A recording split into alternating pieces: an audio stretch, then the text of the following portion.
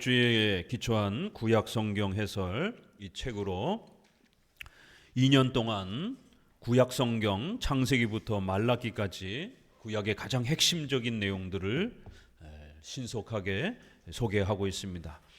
구약의 핵심을 정확하게 파악하면서 각 본문들을 성경들을 또 잘 배워가시면서 성경의 전체적인 흐름을 잘 파악하시기를 다시 한번 권면을 드립니다. 우리 창세기는 앞서 말씀드린 것처럼 기복주의적인 아브라함 따라하면 모세 따라하면 부자가 될 것이다, 이런 기복주의의 모범적인 이런 형태로 해석하면 안 된다라고 말씀을 드렸습니다. 또 아브라함이 체험했던, 모세가 체험했던 이러한 신비한 체험들을 오늘 우리 시대도 연속될 수 있는 것처럼 이렇게 신비주의로 구약을 적용하면 안 된다라고 말씀을 드렸습니다. 특별히 구약에는 많은 기적 사건들이 소개되고 있습니다. 그러한 사건들은 선지자이기 때문에 또 하나님께서 장차 오실 예수 그리스도를 예표하기 위한 중요한 단회적 사건으로 그렇게 임시적으로 사용하는 기적들이 많습니다. 홍해 사건은 신구약 통틀어서 딱 한 번밖에 나오지 않습니다. 출애굽의 이러한 사건도 예수님의 피로 우리가 구원받는 구속의 이 위대한 십자가의 죽으심과 부활을 가르치는 위대한 사건이기 때문에 신구약 통틀어 딱 한 번의 기적이 소개가 되는 겁니다. 이걸 오늘 우리 시대에 재현할 수도 없는 겁니다. 절대로 성경에 있다라고 함부로 따라하면 큰일 납니다. 성도들의 생명이 위협을 받습니다. 죽을 수 있습니다. 그렇기 때문에 성경에 있다고 해서 함부로 따라하면 안 됩니다. 모세가 40일 금식을 했고 엘리야가 40일 금식을 했습니다. 그렇다고 해서 성도들이 함부로 40일 금식 따라하면 죽습니다. 한국교회 한때에 40일 금식이 유행이 돼가지고 능력받는다라고 하면서 40일 금식을 따라하던 수많은 목회자들이 생명을 잃는, 죽는 이러한 심각한 일들이 있었습니다. 의학적으로 7일만 굶게 되면 사람은 죽습니다. 그렇기 때문에 다니엘이 20일 기도를 하고 또 모세가 40일 금식을 했다고 해서 우리도 따라해도 되는 그러한 것처럼 함부로 따라했다간 큰일 납니다. 구약에서는 단 2명만, 모세와 엘리야만 특별하게 율법을 수여하는 특별 사건을 준비하기 위해서 그렇게 하나님께서 모세에게, 또 율법이 다 붕괴되었던 시대에 하나님이 엘리야를 통해서 다시 한번 율법을 회복하기 위해서 딱 2번만 40일 금식을 요구한 겁니다.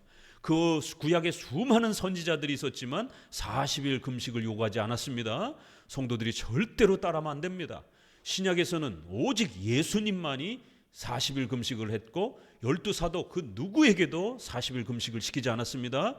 능력받는다라고 절대로 성경의 구약에 있는 40일 금식을 함부로 따라하면 안 됩니다. 신비주의를 초점으로 해서 성경을 해석을 하면 안 됩니다. 또 아모스서에 있는 그 유명한 말씀, 정의를 하수처럼 공의를 이렇게 물처럼 이렇게 흐르게 하라라고 하는 사회적 정의와 윤리의 이러한 부분들을 우리 크리스찬들이 과부와 고아를 돌아보는 이러한 정의에 또 우리가 책임을 가져야 된다라고 하는 이러한 십계명에 대한 기독교 윤리가 있습니다. 그러나 그렇다고 해서 기독교가 윤리적 종교는 아닙니다. 반드시 우리가 윤리의 열매를 맺어야 되지만 그렇다고 해서 우리가 착해서 구원받는 건 아닙니다.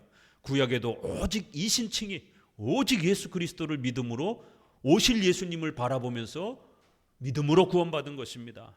그렇기 때문에 구약에 많은 윤리적 명령이 있다 할지라도 사회정의, 인권, 경제평등, 정치평등 이런 자유주의 신학에 빠져서는 안 됩니다. 이걸 사회복음, 정치신학이라고 이렇게 우리가 또 신학에서는 이야기합니다.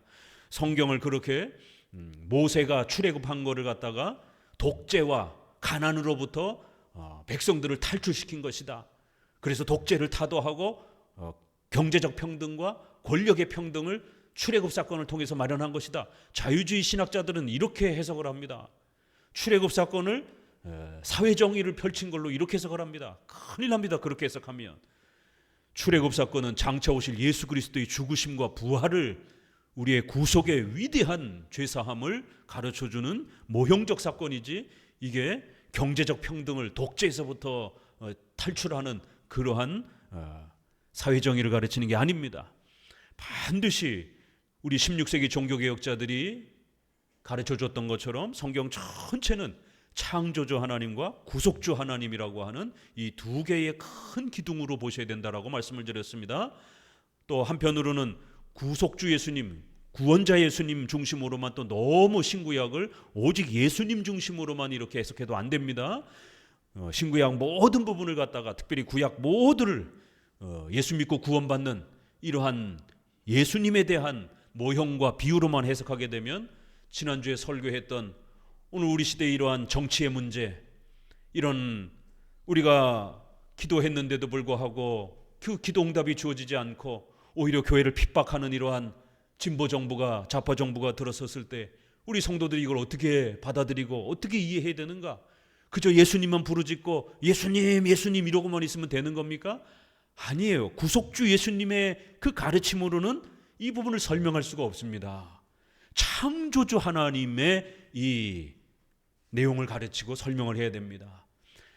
온 우주 만물을 창조하신 하나님, 그 온 우주 만물을 통치하고 다스리는 하나님, 우리의 머리끝부터 발끝까지 우리 인생과 저 우주의 모든 역사까지 지배하시는 하나님은 하늘에 계셔서 원하시는 모든 것을 행하신다라고 하는 시편 115편의 3절 말씀처럼 참새 두 마리가 한 아사르니에 팔리는 것, 지나가는 그 우연찮은 그 참새 한 마리조차도 우리 손에 양식으로 들어오려면 들에 피는 풀 한 포기조차 하나님이 허락하시지 아니하면 이루어질 수 없다.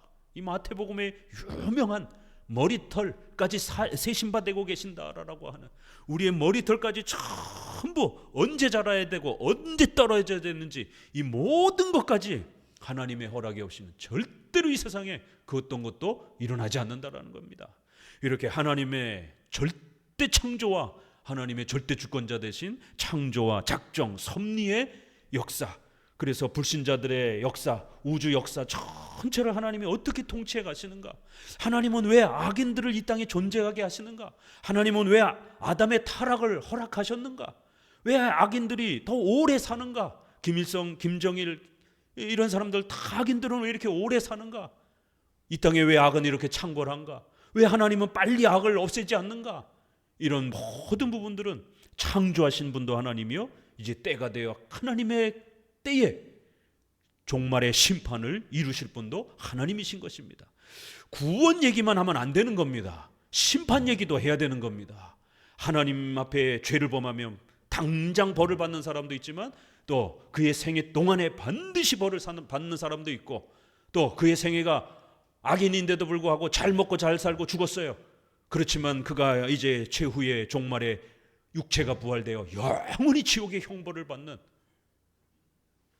무시무시한 심판의 때가 올 거라고 하는 이러한 거대한 하나님의 창조적 종말적 심판의 계획들을 배우셔야만이 우리 성도들이 이 억울함을, 이 답답함을, 이 괴로움을 직접 복수하거나 로마서 13장에 있는 것처럼 절대로 환난과 어려움과 악한 상황이 우리에게 주어진다 할지라도 절대로 사적인 개인적 복수를 하지 말라.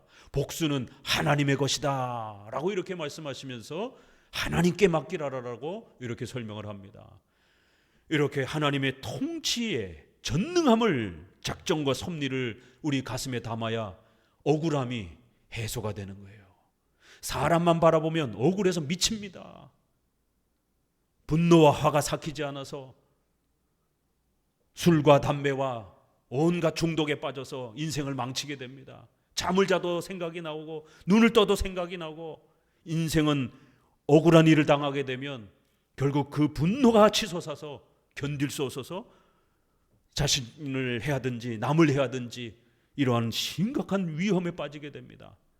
이럴 때에 예수 그리스도를 믿고 죄사함 받고 신자가 되어 하나님의 전능하신 창조와 작정을 배우게 되면 우리의 마음이 사그러집니다. 분노가 사그러집니다.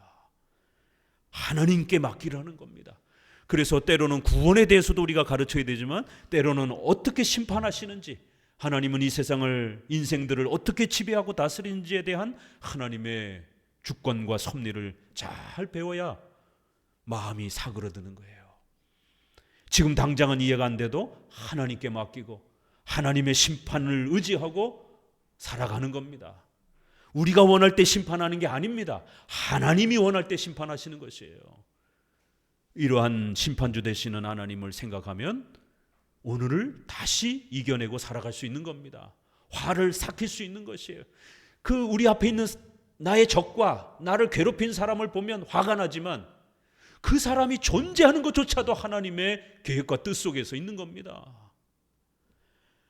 또 그 사람의 악인의 심판과 모든 최후도 하나님께 달린 것이에요. 이런 절대전능한 하나님의 창조주 되심, 우리를 구원하여 주시는 예수 그리스도를 통하여 구원하여 주시는 구속주 되신 하나님, 이렇게 성경 전체는 어느 본문을 읽더라도 이게 창조와 관련된 국가, 사회, 우리의 생활, 십계명과 관련된 윤리에 대한 이야기인지 아니면 이 내용이 예수 그리스도를 통해서 우리를 구원해 주시는 내용에 대한 이야기인지, 원죄, 전적 부패, 인간의 타락, 예수 그리스도, 오직 믿음으로 구원, 교회, 우리의 성화, 이런 구원과 관련된 내용인지를 빨리 찾아내셔야 되는 거예요. 또 어떤 본문과 사건은 이거는 십계명과 관련된 거짓말하지 말라, 도적질하지 말라, 탐내지 말라, 내 부모를 존경하라, 이러한 윤리와 관련된 국가 사회와 문화와 이 세상의 역사와 관련된 일반 역사에 대한 하나님의 통치에 대한 이야기인지 찾아내셔야 되는 겁니다. 그게 같이 섞여 있을 수도 있고 각각 나눠져 있을 수도 있습니다. 이렇게 창조주 하나님과 관련된 통치와 윤리에 대한 우리 기독교 생활에 대한 역사, 또 한쪽은 교회를 중심으로 한 믿음과 예수 그리스도에 대한 구원에 대한 역사, 이 두 가지 중심으로 성경 전체를 읽어가는 겁니다. 이게 초대교회의 어거스틴이 가르쳤던 거고, 종교개혁 시대 때에 우리의 선조들이 가르쳤던 거고, 우리 한국 장로교회의 아버지 선조들이 가르쳤던 성경 해석 방식입니다. 자, 이제 22페이지, 창세기는 굉장히 중요한 성경이기 때문에 서론 설명이 많습니다. 둘로 나눠서 이렇게 이제 두 번째 후반부를 소개합니다. 1장 1절과 1장 2절의 이 관계를 잘 읽어야 됩니다. 1장 1, 2절 같이 읽어봅니다. 대초에 하나님이 천지를 창조하시니라. 땅이 혼돈하고 공허하며 흑암이 깊음 위에 있고 하나님의 신은 수면 위에 운행하시느니라. 이거 여러분 수도 없이 읽었을 것입니다. 그런데 이 구절을요, 지난 500년 동안 아주 가장 극심하게 신학자들이 논쟁을 했습니다. 도대체 이 구절에서 뭘 갖고 논쟁할 건가? 자, 1절을 종속절로 볼 것인가 아니면 주절로 볼 것인가에 대한 논쟁이 있습니다. 종속절이라고 하는 것은 접속 문장으로, 문장이 안 끝난 접속된 문장으로 볼 것이냐, 아니면 우리 개역 한글 번역처럼 창조하시니라 하고 마침표가 찍혔어요, 안 찍혔어요?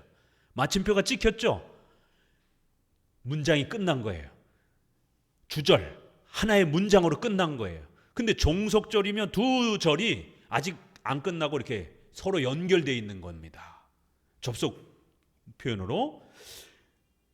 종속절로 읽으면 창조하실 때에 이렇게 읽게 되는 거예요. 뭐뭐가 있었다. 마침표가 어디서 끝나요? 저 뒤에서 끝나는 거예요. 창조하실 쯤에, 창조하실 때에, 이렇게 접속 문장으로 진행이 되는 겁니다. 마침표가 안 끝나는 거예요. 아니, 어떤 사람들은, 특별히 자유주의 신학자들은 이렇게 접속 문장으로 읽는 거예요. 마침표를 안 읽어요. 우리 보수주의 장로교, 우리 교회에서는 마침표 문장으로 읽습니다. 완성된 문장으로 읽어요. 이게 어떤 논쟁으로 이어지느냐 하면 종속절로 읽게 되면 진화론이 나옵니다. 마침표 문장으로 읽게 되면 절대 창조로 해석하게 됩니다. 아니, 이게 왜 그렇게 차이가 나는가? 자, 그러면 종속절, 접속절로 뭐뭐 할 때에 이렇게 한번 읽어보면 어떻게 읽히냐면요, 자유주의자들은 1장 1절의 히브리어 태초에라고 하는 이 베레시트라고 하는 이 히브리어가 종속절, 영어로 하면 when, 뭐뭐 할 때 이런 형태의 문장으로 이렇게 해석을 하는 거예요. 이걸 연계형이라고 하는 히브리어로 읽어가지고 강조하면서 천지를 창조할 때라고 종속절로 해석합니다. 이렇게 되면 1절은 보조 문장이 되고 주절은 2절, 3절이 되어 절대적 창조 개념이 약화됩니다. 즉 이들은 1장 3절에 본격적인 창조 전에 이미 어떤 땅과 물질이 존재한 것처럼 이해하여 무에서부터 유의 창조의 주체와 성격이 모호하게 만들었습니다. 결국 1절을 종속절로 보면 절대적 창조가 아니라 기존의 물질을 갖고 만든 상대적 창조처럼 보여질 수 있습니다. 자, 문장의 느낌을 잘 보세요. 하나님이 천지를 창조할 때에 이제 뭔가를 막 만들려고 할 때 뭐가 이미 있는 거예요. 2절에 이제 땅이 공허하며 이렇게 흑암이 벌써 이렇게 존재하는 것이에요. 그래서 요 이제 9절이 많은 목회자들의 또 곡해 속에서 제1창조, 제2창조 이렇게 이제 설명되기 시작한 거예요. 하나님이 뭔가 창조를 하려고 막 할 때에 이런 어떤 물질들이 이미 있는 겁니다.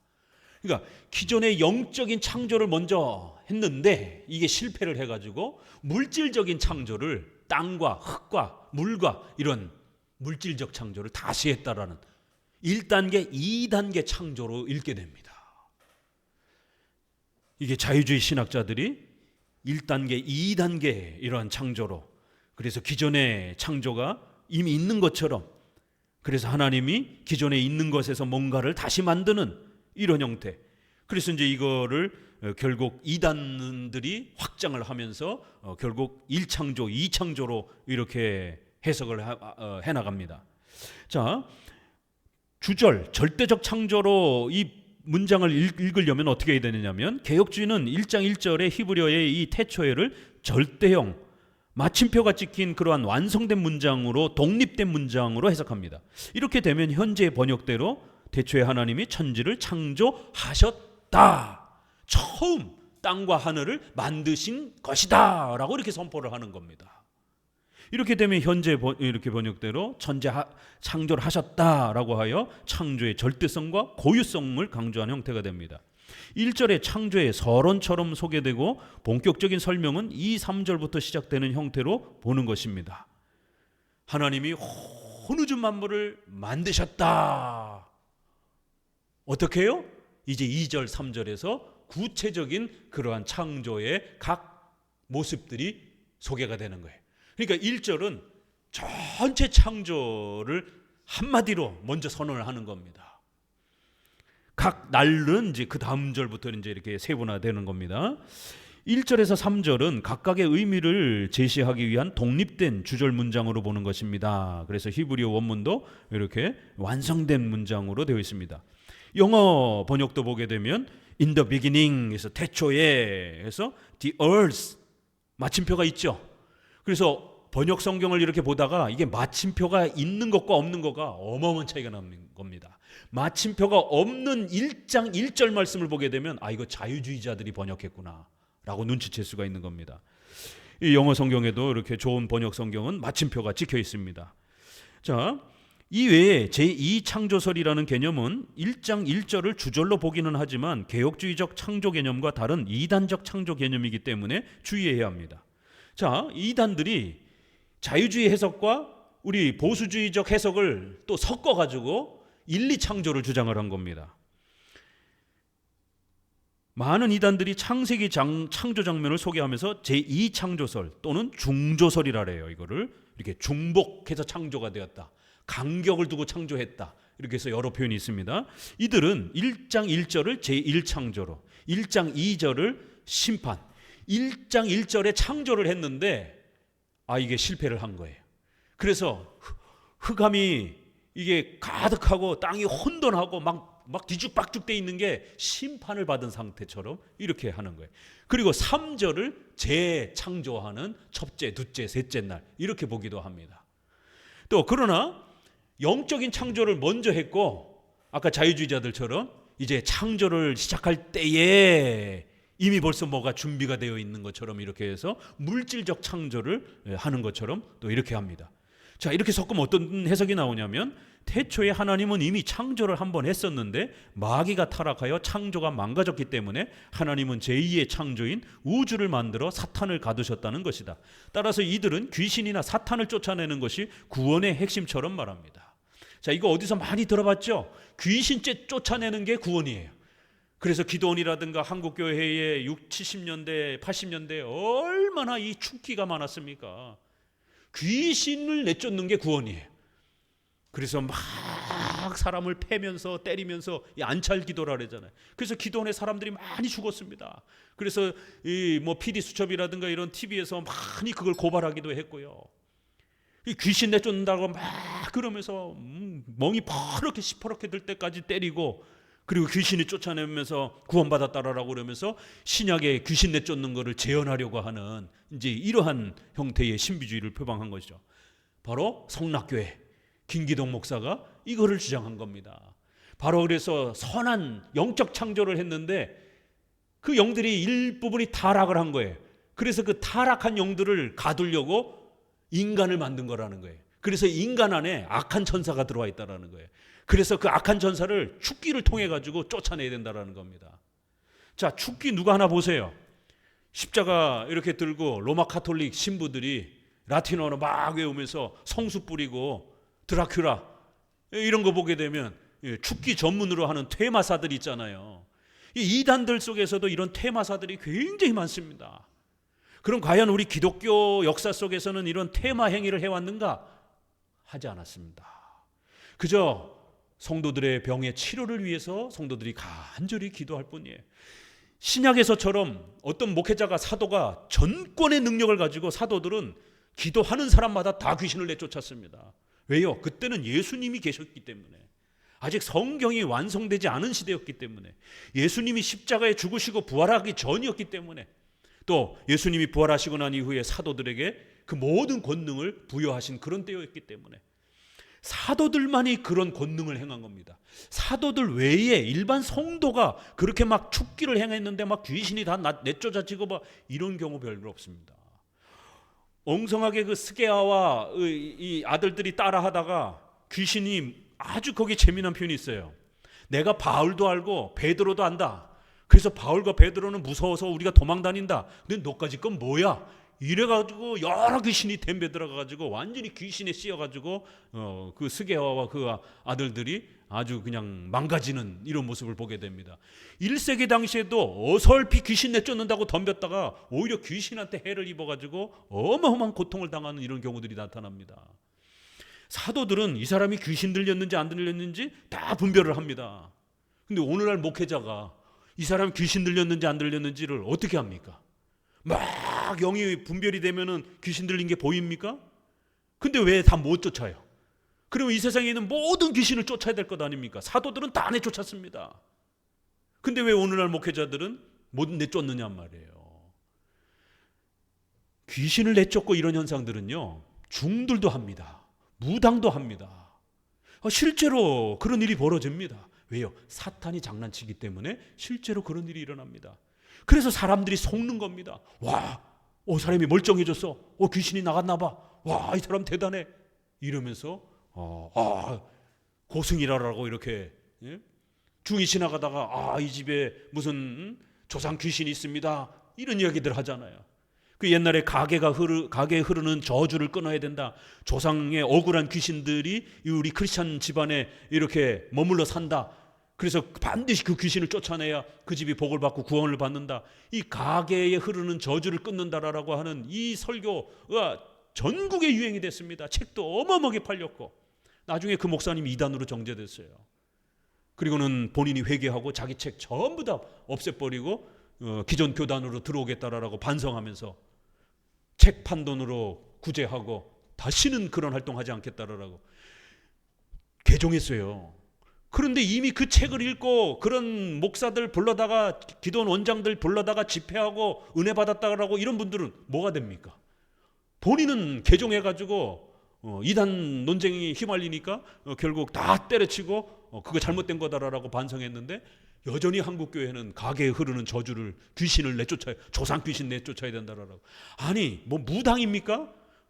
굶어 죽은 귀신이 있고 교통사고로 죽은 귀신이 있고 칼 맞은 귀신이 있고, 이거 무당들이 하던 얘기잖아요. 그래서 내림굿하고 이런 식으로 1창조 2창조 해가지고 김기동 목사가 조상 귀신들이 그렇게 각 집안에 각 사람 안에 들어가 있어서 반드시 그 귀신을 내쫓아야 된다라고 이러면서 결국 일반 이단 종교, 이방 종교에도 있고 교회 안에도 간혹 일어나는 겁니다.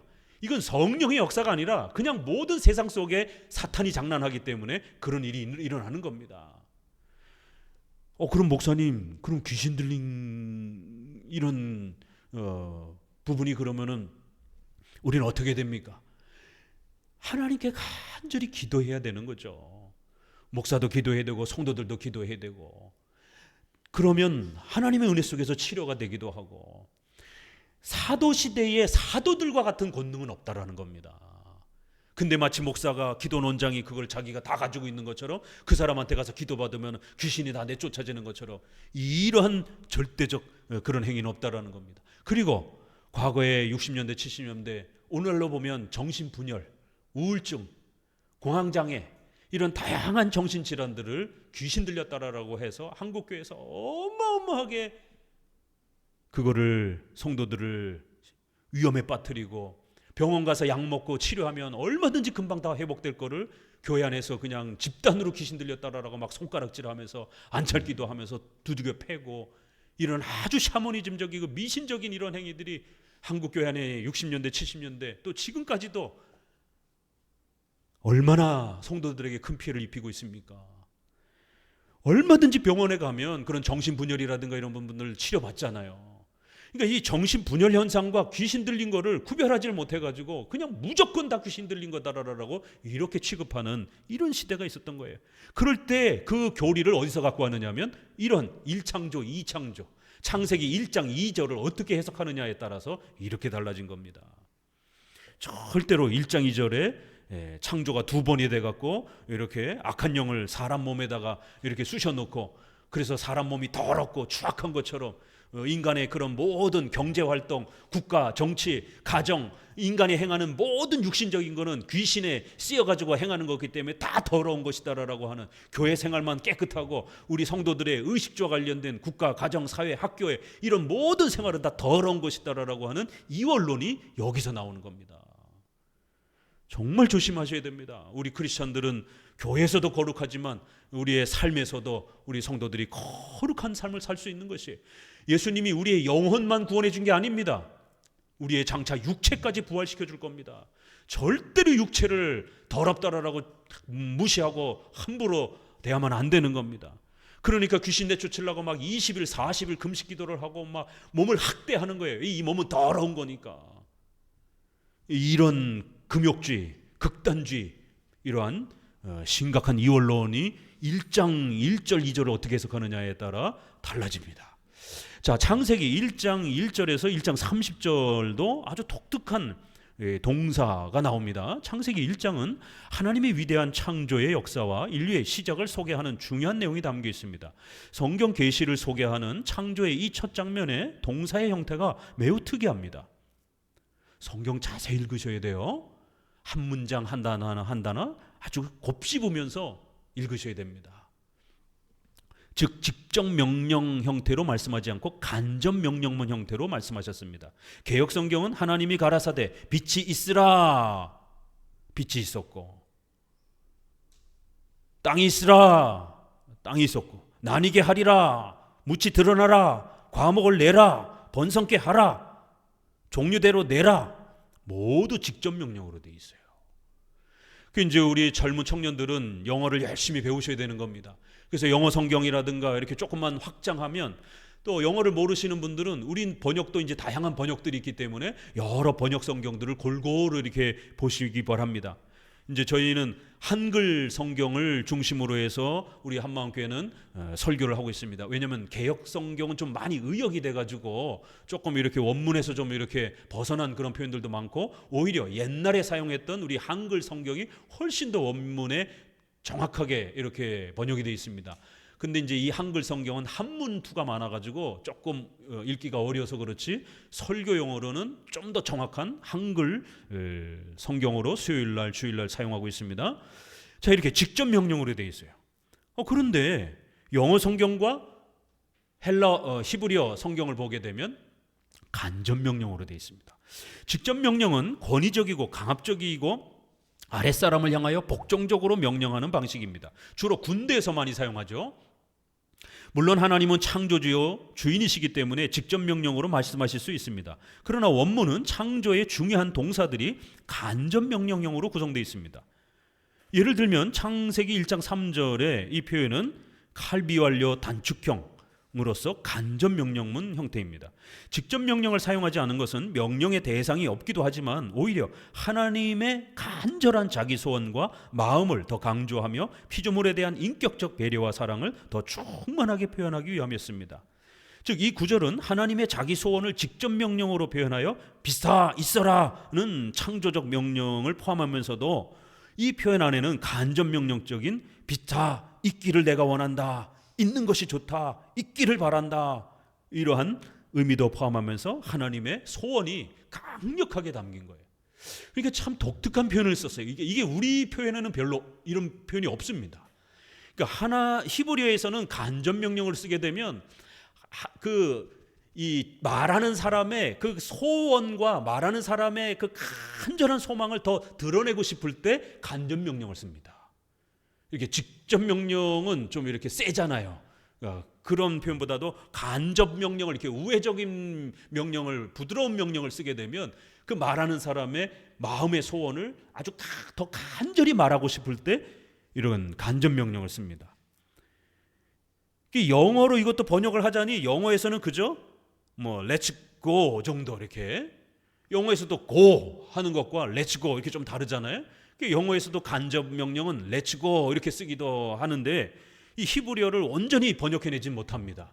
히브리어에는 이렇게 하나님이 얼마나 창조를 원하셨는지, 하나님이 그 창조에 대한 간절한 소원과 그 의지를 이렇게 간접 명령 형태로 드러내면서 또 물과 땅과 또 새와 또 인간이 창조되어지는 걸 하나님이 얼마나 기뻐하셨는지 이렇게 또 하나님이 인격적 배려를 하는 이런 표현입니다.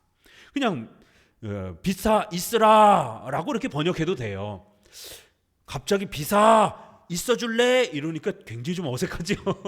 안 들어보던 표현이다 보니까 이건 번역의 한계는 있어요. 그래서 비사 있어라 라고 이렇게 번역을 해도 돼요. 그러나 원래의 의미를 이렇게 설교를 통해서 배워가셔야 됩니다. 이게 라틴어 성경, 또 그 다음에 또 헬라어 70인역 성경, 킹제임스 이렇게 비교해 보게 되면 간접 명령으로 되어 있습니다. 자, 그 다음에 이제 또 하나 큰 주제, 창세기에서 날의 개념과 이 6일의 구성. 이 창세기에서 날을 어떻게 해석할 것인가, 이것 때문도 500년 동안 엄청난 논쟁이 있습니다. 자유주의자들은 절대 창조를 믿지 않기 때문에 진화론을 믿다 보니까 날이 하루하루가 아니라 수십억, 수백억, 수천억이 된 것처럼 이렇게 자꾸 해석을 하는 것이에요. 그러나 우리 보수주의 종교개혁자들은 젊은 우주론을 주장을 합니다. 젊은 지구론을 주장을 합니다. 너무 오래된, 지금 이제 과학계에서 우주는 한 135억 년, 140억 년 정도, 뭐 지구는 한 5, 60억 년 정도 뭐 이렇게 이야기하잖아요. 그러니까 굉장히 늙은 지구론, 우주론이에요. 그렇지만 대체적으로 종교개혁 이후부터 지금까지 보수적 입장은 젊은 지구론, 우주론. 그러니까 우주와 지구가 창조된 지 그렇게 오래되지 않았다라는 거예요. 그러니까 이제 과학자들은 뭐 탄소 측정 연대부터 시작해갖고 뭐 여러 개로 해서 뭐 1억 년 전, 뭐 10억 년 전, 현대 과학으로요 10,000년 전 것도 이렇게 밝혀내기가 쉽지 않습니다. 현대 과학이 그렇게 뭐 굉장하지 않습니다. 왜 우리가 나무를 보게 되면 나이테가 있잖아요. 그 정도는 계산할 수 있어요. 근데 그것도 해봐야 뭐 500년, 뭐 1000년 정도지. 그 나무를 가지고 10,000년 계산할 수 있는 게 있어요? 뭐 이런 탄소 측정 가지고 뭐 10,000년, 20,000년 뭐 이게 쉽지 않습니다. 그나마 그래도 조금 객관적 과학이라고 그러지만 그걸 갖다가 1억 년 이거 쉽지가 않습니다. 이제 그나마 과학자들이 이제 많은 과학자들이 우주가 그래도 한 140억 년은 됐지 않겠는가. 근데 어떤 다른 과학자들은 수백억 년 이렇게 말하는 사람들도 있어요. 예, 그러나 그 합리적이지 않습니다. 성경에서는 오히려 우주와 지구가 창조된 지 그렇게 오래되지 않았다라는 거. 그래서 이제 어떤 물리학자들은 과학을 연구해 보니까 옛날에는 우주가 굉장히 오래된 걸로 많이들 생각했는데 점점 우주가 젊을 수도 있다라는 이제 이런 과학계의 이야기가 조금씩 쏟아져 나오고 있습니다. 그 옛날에는 또 우주가 진화에 의해서 먼지가 떠돌다가 흙이 되고 또 그게 인간이 되고 뭐 원숭이가 되고 인간이 되고 뭐 이런 진화론을 얘기했지만 최근에 와서는 그 진화론은 다 가짜다라고 과학계에서 이미 다 반증이 됐고 거짓이다라는 게 다 증명이 됐고 대체로적으로 지금은 빅뱅 이론이라고 하는 폭발론, 갑자기 어느 날 뻥 터졌다라는 거예요. 뭔가 이 공간이 뻥 터지면서 흙과 이 돌 이런 것이 행성들이 만들어지면서 쫙 우주에 퍼져나가더라는 거예요. 그래서 이 폭발설, 이걸 빅뱅 이론이라고 그럽니다. 그래서 많은 현대 과학자들은 이 빅뱅론을 훨씬 더 진화론보다 과학적으로 많이 이렇게 인정하는 추세이긴 합니다. 그래서 많은 분들이 그거를 이렇게 이제 받아들이면서 이것도 갑자기 뻥 터져가지고 우주가 짠 하고 만들어지면서 점점 이제 소멸되어져 간다. 그래서 언젠가는 우주가 다 없어질 것처럼 뭐 이제 이렇게 얘기들을 하기도 해요. 빛이 수십억 킬로 이렇게 바깥에 있던 게 그 빛의 속도가 1초에 30만 킬로로 오잖아요. 그러니까 우리가 별빛을 이렇게 보는 거는 1초에 30만 킬로를 오는 그 빛의 속도로 와야 우리 눈에 보이는 겁니다. 그러니까 수많은 시간 전에 빛이 있었던 게 엄청난 거리에 의해서 이제서 우리 눈에 비치는 겁니다. 그러다 보니까 이 이제 우주에 대한 이제 이런 이야기들을 하면서 이 빅뱅에 대한 이야기들이 좀 더 합리적이지 않게 이렇게 주장을 하는데 이것도 요즘에 많이 또 반박이 되더라고요. 그렇게 뻥 터진 게 어떻게 보면 창조랑 비슷하죠. 창조가 없던 순간에 갑자기 뭔가 팍 하고 생겼잖아요. 자, 아담이 1살부터 태어나서 자랐습니까? 아니잖아요. 그렇죠? 아담이 눈을 딱 떠보니까 성경에 몇 살은 없지만 20, 30대 청년인 거예요. 건강한 아이를 가질 수 있는 그런 건강한 청년으로 탁 태어난 겁니다. 그런 것처럼 사람들이 석유를 가지고 수백억 년 됐지 않았겠느냐 하지만 석유가 썩어가지고 이렇게 된 줄 알았는데 현대 과학자들은 그것도 또 반론이 제기가 되는 거예요. 아니라는 거예요. 뭔가 썩어가지고 축적돼가지고 그런 게 아니라 또 다른 어떤 원인으로 석유가 생긴 것처럼 발견이 되더라는 거예요. 그냥 하나님이 이 수백억 년 걸려서 뭔가 이렇게 썩어서 이렇게 될 만한 그런 어떤 거를 그냥 한 번에 만들어준 거예요. 100억 년 동안 썩어서 만들어질 그 물질을, 석유를 100억 년짜리를 그냥 하나님이 한 번에 탁 만들어 놓은 거예요. 지구에다가. 그렇게 하실 수 있는 거죠. 아담을 20년짜리 아담을 0.0001초에 딱 만들었잖아요. 그런데 수백억 년 되는 석유를 왜 한꺼번에 못 만드시겠어요? 그러니까 사람들은 그 석유를 계산하느냐고 지구가 수백억 년이 됐겠구나 이렇게 계산을 하는 겁니다. 그렇기 때문에 한꺼번에 오래된 나이를 가진 것들이 태어날 수 있다는 거예요. 아니, 성경에 보게 되면 짐승이 새가 다 아래서 기어다니면서 새끼로 태어났습니까? 아니에요. 뿡 하고 태어났는데 어른으로 태어난 것도 있는 겁니다. 수컷, 암컷이 다 큰 걸로. 자, 거북이는 몇백 살씩 산다고 그러잖아요. 그렇죠? 거북이가 그럼 다 새끼로 하나님이 창조했겠어요? 창조 딱 했을 때 어른 거북이도 있는 거죠. 그러면 거북이는 이미 500살을 먹고 있는 겁니다.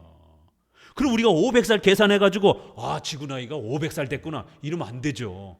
지구 나이는 이제 에덴 동산에서는 1살인 거예요. 그렇지만 500살 된 거북이도 있고 뭐 1000년 된 나무도 있을 수도 있는 것이고, 에덴 동산에 얼마나 좋은 나무들이 많이 있었습니까? 나무들이 다 씨앗만 있는 게 아니잖아요. 거기 굵직굵직한 에덴 동산에 얼마나 좋은 나무와 열매들이 풍성했습니까? 창조는 이렇게 순식간에 만들어진 겁니다. 그래서 약간 빅뱅하고 비슷한데 그걸로도 다 설명이 안 되는 것이에요.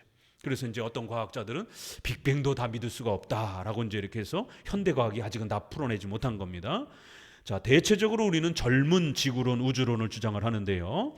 자, 초창기에는 이 한 날, 하루를 어떻게 해석을 했느냐면 24시간의 개념으로 해석했습니다. 아일랜드 교회의 주교 제임스 어셔는 라틴어 제목 구약성서와 신약성서 연대기라는 책에서 마소라 사본을 기초로 날을 24시간으로 해석하여 창조 시작을 기원전 4004년으로 보고 지구의 나이를 대략 6000년 정도라고 주장했습니다. 이분이 얼마나 대단한 분이냐면요, 죽을 때까지 히브리어 그 한 글자 한 글자를 전부 다 분석해가지고 성경에 나이 있잖아요. 몇 살에 죽었더라, 몇 살에 죽었더라, 몇 살에 태어났더라, 이거를 전부 분석해가지고 그거를 전부 더한 거예요. 이 수학에 굉장히 재능이 아주 있고 꼼꼼한 분이에요. 그 이전까지는 이렇게 해본 분이 없어요. 그래갖고 성경에 있는 거를 그냥 문자적으로 그 연도를 계산해 보니까 4004년 정도 되더라는 거예요. 그래서 구약 4000년, 신약 2000년, 그래서 6000년 지구론이 나오기 시작했습니다. 그래서 이제 최근에 창조과학회를 중심으로 해서 6000년 젊은 지구론을 주장하는 많은 분들이 있는 겁니다. 그러나 이제 이후로 이 학설을 주장하는 사람들은 지구의 창조가 오래되지 않았다는 것에 동의합니다. 루터나 칼빈도 6일 전체를 24시간으로 보지만, 그러나 지구 역사를 6000년으로 너무 제한해서 보지는 않았습니다. 왜냐하면 성경의 초기 연도는 측정하기 어렵기 때문에 정확한 연도 계산은 피합니다. 유대학자들도 천지 창조가 기원전 3761년이라고 주장하여 24시간을 주장합니다. 유대학자들하고도 상당히 좀 비슷해요. 우리 기독교에서 주장했던 한 4000년 정도가. 24시간을 주장하는 교파 중에 문제가 있는 형태는 제2창조를 주장하는 자들입니다. 이들은 1장 1절의 창조와 1장 2절의 타락 기간은 무한대의 기간이지만 1장 3절부터 24시간의 날이라고 주장하여 첫째 날이 이제 나오니까요, 주장합니다. 또한 세대주의자들은 24시간의 날의 입장을 극단적으로 적용하여 7000년 종말론을 주장을 하기도 합니다. 왜요? 자, 6000년 계산 나왔죠? 여기다 이제 재난, 코로나, 또 전쟁, 막 이런 거 터지는 거 보니까 우크라이나 전쟁, 또 이스라엘 전쟁, 예수님의 재림의 때가 왔다라는 거예요. 천년왕국이 이제 도래했다라는 거예요. 그래서 그 천년왕국이 더해지면 7000년 종말이 이제 완성된다라는 거예요. 이건 이제 시한부 종말론, 이건 음모론적 종말론이기 때문에 상당히 조심해야 됩니다. 대체적으로 우리는 첫째 날, 둘째 날, 셋째 날 이렇게 해서 일곱째 날이 나옵니다. 성경에 하루로 지금과 같은 24시간으로 해석합니다. 다만 6000년이라고 이렇게 너무 제한해서 해석하지는 않아요. 10,000년 정도라고 보시는 분도 있고, 뭐 한 20,000년 정도로 보시는 분도 있고, 이렇게 젊은 형태의 지구론으로 많이 보는데 딱히 정해져 있는 건 없어요. 왜냐하면 성경에 문자적으로 그게 없기 때문에 그렇습니다. 자, 우리 보수적 입장은요, 이제 첫째 24시간 개념이라는 거. 근데 이제 보수적 입장에서도 이 두 개의 구분법으로 해석하는 분도 있어요. 종교개혁 전까지는 어거스틴의 입장을 따라 두 구분법을 많이 사용했지만 종교개혁 후에는 24시간 개념으로 많이 옹호합니다. 어거스틴과 구약학자 영은 첫째 날부터 셋째 날까지는 오랜 시간이라는 거예요. 넷째 날부터 해, 달, 별이 만들어지잖아요. 그러니까 요때부터 24시간이라는 거예요. 그러니까 앞에 셋째 날과 뒤에 셋째 날이 엄청난 기간이 있다라는 거예요. 그래서 앞에 기간은 잘 모르겠다라는 거예요. 그렇지만 넷째 날부터는 정확하게 24시간이라는 거예요. 해와 달이 있으니까. 이렇게 해석하는 분들도 있었습니다. 어떤 이는 첫째 날과 나머지 날들을 이런 방식으로 구분하기도 했습니다. 첫째 날은 긴 시간으로, 나머지는 24시간으로. 이게 이제 해석하시기가 어렵다 보니까 첫째 날부터 셋째 날이 긴 시간으로 보기도 하고, 어떤 분은 첫째 날이 긴 시간으로 보고 둘째 날부터 24시간으로 보기도 하고, 해석이 많이 있습니다. 어떤 개혁주의자들은 이 입장을 취하면서 아브라함의 출생까지의 연대를 어느 정도 추적하지만 그 이상은 어렵다고 보며 대체로 지구의 나이가 생각보다 오래지 않고 젊다라고 제시를 합니다.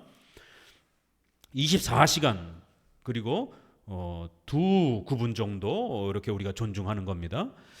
우리 입장이 아닌 것은 이제 여러 세대, 나를 하나의 오랜 세대로 해석하는 학설입니다. 이런 해석은 성경의 창조 기간을 6일이 아닌 6세대로 지구과학에서 주장하는 몇 억 년, 수십억 년, 수백억 년 그 이상의 오랜 기간으로 보는 거예요. 하루를 한 세대, 뭐 1000년, 1억 년을 한 세대로 뭐 이렇게 보는, 이런 식으로 엄청난 긴 세대, 뭐 이렇게 해석을 하는 거예요.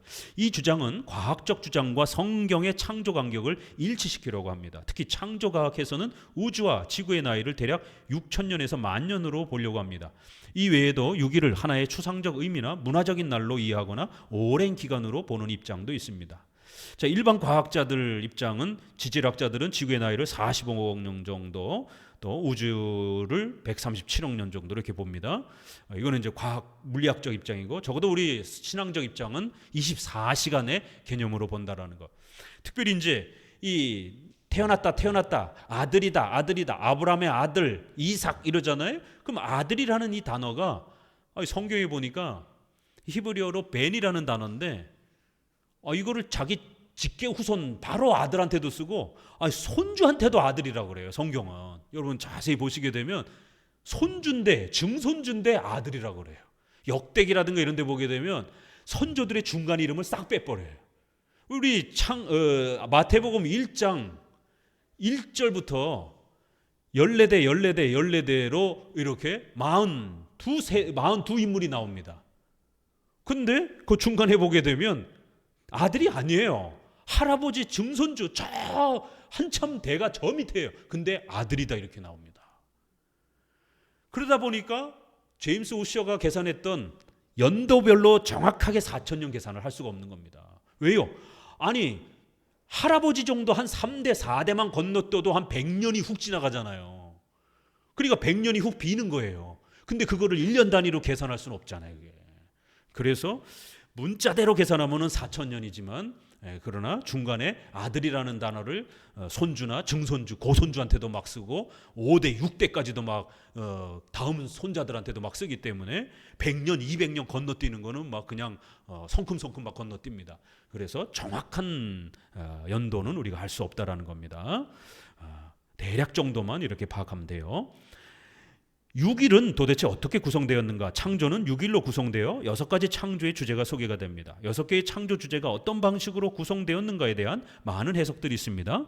1일부터 6일까지 점차적으로 확대된 것으로 보아 인간 창조가 정점이라고도 보기도 하며, 이렇게도 많이 해석합니다.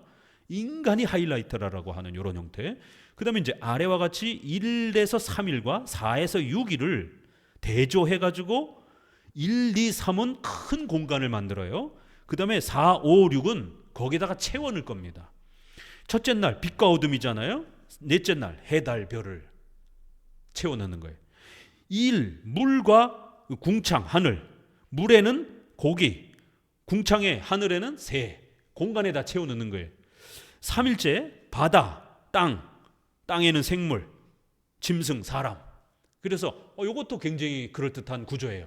그래서 창조의 6일 구조가 도대체 하나님이 이 창세기 1장에 어떤 구조로 설명했을까? 이렇게 1에서 3, 4에서 6 이렇게 서로 맞물리는 구조로 이렇게 하나님이 창조하신 것일 수도 있고, 또 아니면 1, 2, 3, 4, 5, 6 해서 인간이 최고의 정점인 형태로 이렇게 볼 수도 있습니다. 자, 다음은 사탄의 존재입니다. 창세기는 앞서 말씀드렸던 것처럼 행위 언약, 아담과 맺은 선악과 명령, 그 다음에 이 선악과를 따먹은 범죄, 원죄라고 하는 우리 기독교에서 말하는 가장 중요한 이 원죄, 이 타락, 전적 부패, 하나님 앞에 받는 지옥의 형벌, 이런 아주 중요한 내용들이 나옵니다. 그리고 창세기 3장 15절에 은혜 언약, 여자의 후손과 뱀의 후손, 여자의 후손의 발뒤꿈치를 뱀의 후손이 상처를 입히지만 여자의 후손이 뱀을 아주 죽여버릴 것이다라는 것, 멸망시킬 거라는 것. 이렇게 사탄이 예수님을 십자가에 죽이지만 예수님은 사탄 아예 멸망시킬 것이다라고 하는 장차 예수님의 십자가의 죽음과 부활을 알려주는 그리스도의 이러한 또 위대한 역사를 벌써 창세기는 우리에게 가르치고 있는 겁니다. 또 더 나아가서 국가, 사회, 가정 이러한 종교명령 외에 창조명령, 노동명령이라고 하는 땅에 번성하여 충만하여 가정을 이루고 번성하여 땅을 다스리라라고 하는 국가와 사회를 이루면서 땅을 다스리라는 것, 이거는 창조명령입니다. 그래서 우리가 국가나 가정, 사회, 직장을 도외시하면 안 되는 겁니다. 우리 기독교인들이 반드시 하나님의 영광을 돌리도록 우리의 가정을 변화시키고 국가를 변화시키고 여러분의 직장과 사회를 변화시켜야 되는 겁니다. 왜요? 땅에 번성하여 하나님의 영광을 위하여 땅을 다스리라고 명령하셨기 때문에. 그 다음에 2장 넘어가서 선악과를 먹지 말라, 오직 하나님의 말씀에 순종하며 살아라. 종교명령, 하나님을 믿고 신앙하면서 말씀에 순종하며 살아라. 이 신앙명령이 나옵니다. 이렇게 창세기는 아주 굉장히 중요한 얘기들이, 우리 기독교의 핵심들이 다 나옵니다. 거기에 또 사탄 이야기도 나와요. 사탄 이야기가 창세기부터 나오는 겁니다. 우리 성도들이 사탄에 대해서 굉장히 궁금해하셔요. 아까도 1창조, 2창조를 주장하면서 이런 귀신론을 주장을 하고 가게에 흐르는 저주를 끊어야 된다, 이런 걸로 성도를 괴롭히고 미혹했던 이런 많은 것도 사탄을 잘못 이해해서 그래요. 제가 예전에 전도사 시절에 전세를 살 때 집주인분이 기독교 집사님인지 권사님인지 그랬어요. 이제 제가 전도사인 줄 아니까 이렇게 서로 친하게 지냈는데, 어느 날은 국민일보를 가지고 저를 막 부르는 거예요. 전사님 빨리 좀 와보세요.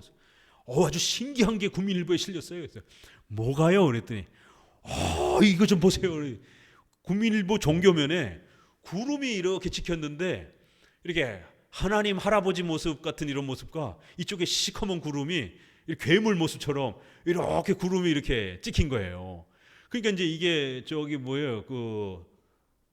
갑자기 소나기가 이렇게 오려고 먹구름이 이렇게 쫙 끼면서 이쪽 해가 떴을 때도 왜 먹구름이 끼잖아요. 그게 이렇게 묘하게 겹쳤을 때 그 사진을 누가 찍었는데 크리스찬이 찍었나 봐요. 아마 구름이 사람 모양처럼 이렇게 보이니까 하나님과 사탄이 경쟁하는, 영적 전쟁을 하는 이 모습이 기독교 사진작가에 찍혀가지고 국민일보에 실렸다라고. 저도 어디요? 그랬더니 보고 한참 웃었습니다. 이게 무슨 하나님 모습과 사탄의 모습이에요. 하나님은 요한복음 4장에 하나님은 영이시니, 요한복음에 하나님을 볼 수 없다라고, 디모데전서에 하나님은 볼 수 없다라고, 하나님을 본 자는 죽는다라고. 아니, 성경에 하나님 볼 수 없다는 말이 얼마나 많습니까? 그런데 무슨 하나님이 하얀 구름에 이렇게 할아버지처럼 이렇게 나타납니까? 사탄이 뿔 달려가지고 이빨에 괴물처럼 이렇게 하고, 나 무섭지? 와, 이거는요 영화에서나 이렇게 나오는 거고, 그러면 우리가 사탄 얼마든지 물리칠 수 있습니다. 그런 괴물 나타나면 피해 다니면 되니까. 그런 사탄하면 저기 철창으로 아주 촘촘하게 집에 못 들어오도록 사탄이 뿔에 걸려가지고 못 들어오잖아요. 사탄도 영적 존재입니다. 그렇게 해서 막을 수 있는 사탄이 아니에요. 시기, 질투, 미움, 우리 마음속에 사탄이 영향을 끼친단 말이에요. 그게 더 무서운 거지. 마음으로 사람을 미워하고 이웃을 그렇게 시기 질투하고 이러한 악한 영들의 영향을 받는 이것이 더 무서운 사탄의 영향력이지, 사탄이 애들 그런 뿔난 모습처럼 나 여기 있다 무섭지 이러면서 이렇게 다가오는 게 아니란 말이에요. 그러니까 이제 이게 로마 카톨릭에서 온 겁니다. 이 뿔 달린 사탄의 모습은. 그래서 로마 카톨릭에 왜 성당 가보세요. 사탄이 어떻게 그려져 있는가? 조각으로. 그래갖고 막 이제 사도들이 때려 잡는 장면 나오고 막 이런 모습들이 있잖아요. 그러니까 이거는 바벨론 문화, 이방 문화, 그리스 문화, 이런 이방 문화에서 괴물 문화, 우리 불교 문화 이런 또 유교 문화에 보면 뭐 해태가 귀신 쫓는다라고 이렇게 그런 것들도 궁에다가 이렇게 배치하고 불신자나 이렇게 여러 이방 문화에 이런 괴물 문화가 있었던 겁니다. 이게 기독교로 들어오면서 사탄하고 접목이 되면서 사탄이 그런 존재인 것처럼, 그래서 사탄이 우리 몸속에 들어가 가지고 우리를 딱 따리를 틀고 이렇게 앉아 있는 것처럼 이런 형태들, 이게 다 잘못된 사탄론이에요. 사탄도 영적 존재입니다. 사탄은 물질, 육체를 주지 않았어요. 인간에게만 육체를 준 겁니다. 사탄은 영적 존재예요.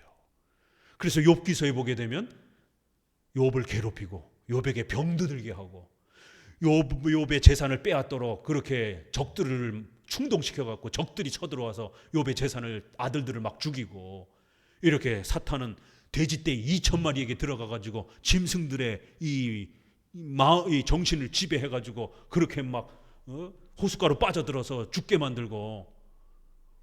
사탄도 대단한 존재입니다. 짐승한테도 그렇게 들어가 가지고 별짓을 다 하고 사람을 괴롭히고, 이렇게 눈에 안 보이니까 그런 일들을 하는 겁니다. 눈에 보이면 옮겨 다닐 수 있는 데가 한계가 있잖아요. 그래서 사탄, 성경적으로 우리가 어떻게 이해해야 되는가, 우리의 선조들은 어떻게 가르쳐 왔는가. 성경은 사탄의 존재에 대해서 자세히 다루지 않지만 그 존재의 실제성은 분명히 강조합니다. 그러나 현대 자유주의자들을 중심으로 사탄은 상징적 비유 의미로서 가난, 질병, 독재, 신분차별 등과 같은 사회적 악을 사탄의 본질로 해석하려고 합니다. 그래서 사회정의, 인권, 이런 평등, 경제평등, 이걸 만들어주는 게 구원이라 이제 이렇게 말하는 거예요. 여성으로 태어나는 게 죄라는 거예요. 가난한 게 사탄의 속박에 있는 거라는 거예요.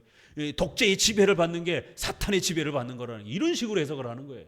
이거 다 자유주의자들 사회복음이라고 그러는 겁니다. 우리는 개인 구원을 강조하는 개인의 이러한 복음을 강조하는 거예요.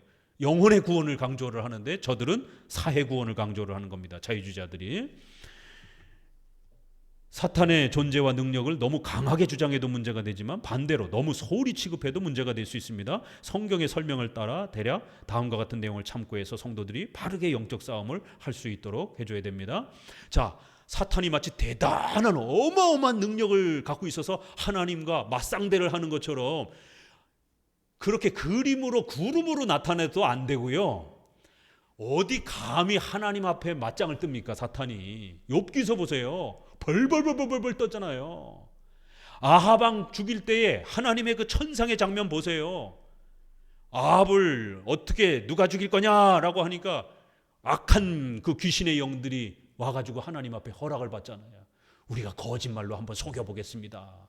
욥기서에서도 보게 되면 하나님, 우리가 한번 욥을 시험을 한번 해보겠습니다. 허락해 주십시오. 하나님이 허락하지 않으면 절대로 사탄은 요만큼도 못 움직입니다.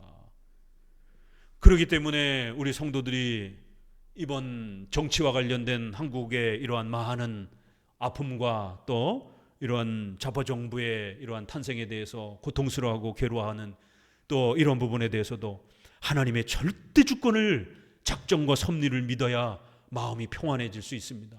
이번 계기를 통해서 어거스틴과 우리 종교개혁자들이 오직 성경을 외치면서 하나님의 그 많은 성품 중에 사도신경에 전능하사 천지를 창조하신 하나님을 내가 믿사오며, 왜 이 고백을 2000년 동안 우리 선조들이 하나님의 여러 성품 중에 이 전지전능하신 하나님의 그 속성을, 성품을 제일 먼저 고백했는가를 아셔야 됩니다.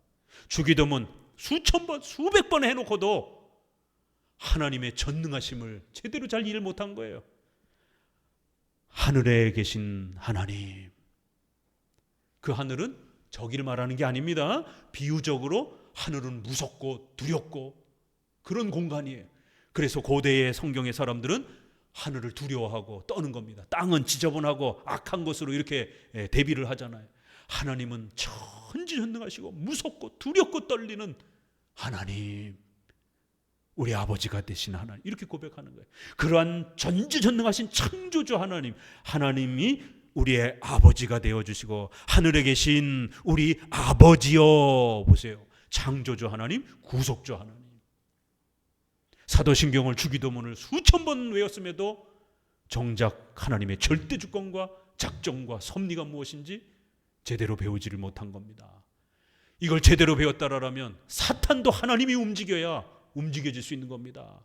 이 땅의 악한 자들의 모든 역사도 하나님의 허락을 받아야 존재할 수 있는 겁니다. 그러면 당장 우리 눈앞에 보이는 악인들, 우리 눈앞에 보여서 우리를 괴롭히는 그 악한 자들만 보시지 말라라는 거예요. 그 이면에 그 악한 자의 마음속에 들어가서 악을 충동질하는 악한 영들을 우리는 봐야 됩니다. 영적 싸움인 거예요. 또 그 악한 영에게 환난을 허락하신 하나님의 절대 주권을, 사탄에게 욥을 괴롭히도록 허락해 주신 하나님의 큰 뜻을 생각하셔야 되는 거예요. 하나님은 욥을 죽이려고, 괴롭히려고 사탄에게, 이웃 적들에게 욥을 공격하라고 허락한 게 아닙니다. 하나님이 허락하지 않았으면 절대로 사탄은 한 걸음도 못 댔습니다. 하나님이 허락하지 않았으면 사탄은 절대로 욥에게 질병도, 욥의 그 적들이 쳐들어오도록 충동질 못했습니다. 하나님이 허락했기 때문에 그런 역사가 일어난 거예요. 왜요? 하나님이 욥을 더 크게 훈련시키기 위해서. 욥이 하나님을 더 많이 배울 수 있도록.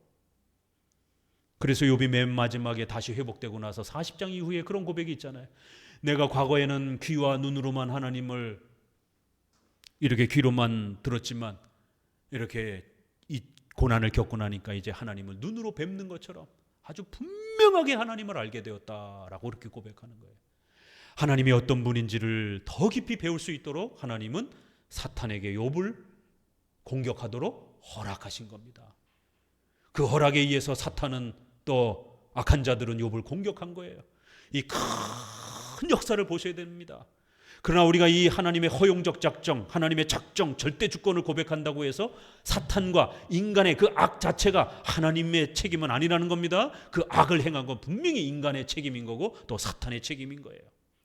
이렇게 하나님은 신비롭게 역사를 이끌어가는 것입니다. 자, 그래서 사탄도 이렇게 하나님의 허락이 있어야 존재하고 움직일 수가 있는 겁니다. 자, 그러면 사탄의 출생부터 한번 봅시다. 사탄은 단수로 해석하여 마귀들의 우두머리로 보며, 마귀들은 그와 함께 타락한 천사들입니다. 사탄은 단수로 해서 대장이 있어요. 하나가 우두머리입니다. 그리고 악한 영들, 귀신들, 이건 이제 부하들이에요.